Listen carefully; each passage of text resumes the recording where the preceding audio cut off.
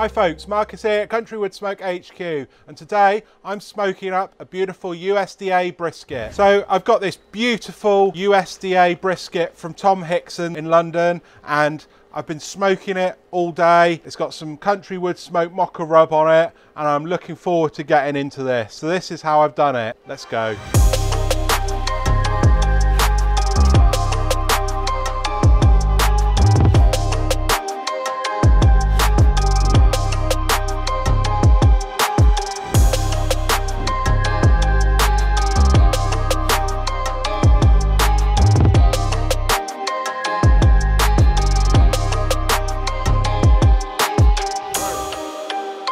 So this brisket looks so tender, beautiful, pulls apart lovely.